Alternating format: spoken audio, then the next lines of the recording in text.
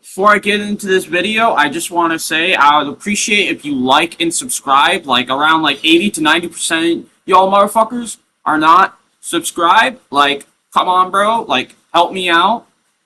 Now, off the gate, though, something that I just didn't know because I'm not a Dead or Alive fan. I'm a basically new Ninja Gaiden fan. I played Ninja Gaiden 1 years ago. I just finished Ninja Gaiden 4. If you want to check that out, it's on my channel.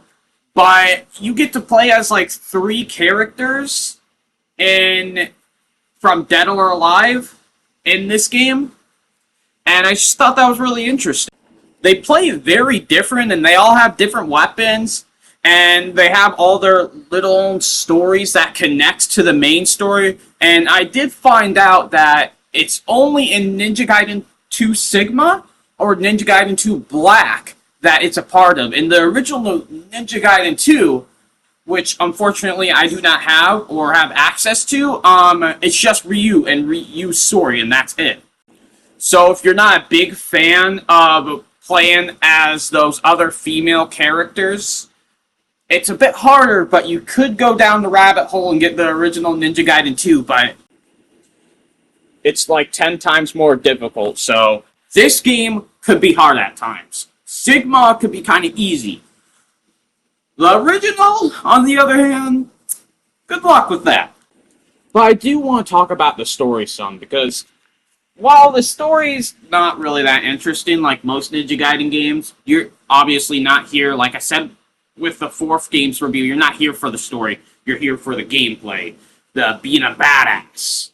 The story is basically Ryu Hayabusa, and, you're a secret ninja, and you basically go and take down this thing called the Archbeam, and that's more or less it. You fight, I think 20-something bosses along the way. Maybe there's more than that. But you also have access to what I think is really cool. 10 different diverse weapons. And that's just without getting your 11th weapon.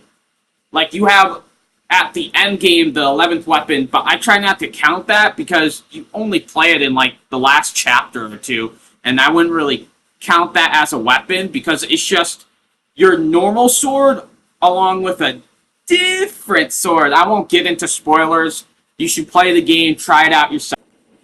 One of the problems you'll encounter with this game is your biggest enemy. Not bosses, not weapons being crap, not hard combos, the camera angle. I played on an easier difficulty, so even though the camera angle sucked, it wasn't that bad. But the camera angle will get in the way when you're fighting normal enemies, especially when you're fighting bosses, especially when you're doing parkour. Practically anything that you think you want to do in this game, the camera angle will get in the way of. So if you get mad very easily, you might want to click off this video because this game's not for you. It's for people who can withstand that kind of pain and go through it to get to the end, to finish the game. And if that's how you are, this game is definitely for you. I do, though, want to talk about something I really don't like, and it's the parkour. I said something about it earlier in this video, but the parkour's, it's not my thing. In the beginning, you will experience some parkour, and then less and less throughout the game. I think when they were making the game, the original Ninja Gaiden 2, they realized the parkour was just too difficult, and they got rid of it later down the line. There was barely any of it. And that's for the better, because in those early levels, I'm just screaming, going what the fuck? Because it's just bullshit. You'll fall, and the runbacks are insane sometimes. Not as bad as the first game, but still pretty bad. But I am just glad to see that this game has improved upon the first game, because it's been a long time since I played the first game. Also, I do notice some differences, because as I go through my Ninja Gaiden journey, I see what makes 4 so great. And this is considered to be one of the best Ninja Gaiden games, and, I have to agree. The weapon variety, the combat is amazing. But just so you know, it's like it's not like God of War. It's more like Devil May Cry, because God of War, you kind of hack and slash even on the hardest difficulty. You just gotta dodge when to on boss fights. But in Devil May Cry and in Ninja Gaiden, you have to be very precise with your combos, know exactly what you're doing. Or on harder difficulties, you're just gonna die, straight up. You're just gonna die a lot. And that's what happened to me. I wanted to try out how it is on the harder difficulty, because I played majority of the game on the easier difficulty, and that's how I beat the game. And this game ain't no joke, especially with the combat. Like, enemies will grapple onto you, explode, they'll go behind you, and just stab you through the back into your chest. They do not play whatsoever. But that's another thing I really like, the gore, man. The gore's amazing, and it's just out of this world fun. I wanted to talk about the combat a bit. I did mention you get to use 11 different weapons. Like, I thought 4 to like 6 weapons in the 4th game was insane. This game has 11!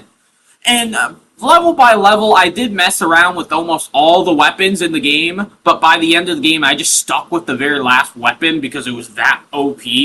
And oh my god, this is just pure fun hack and slash.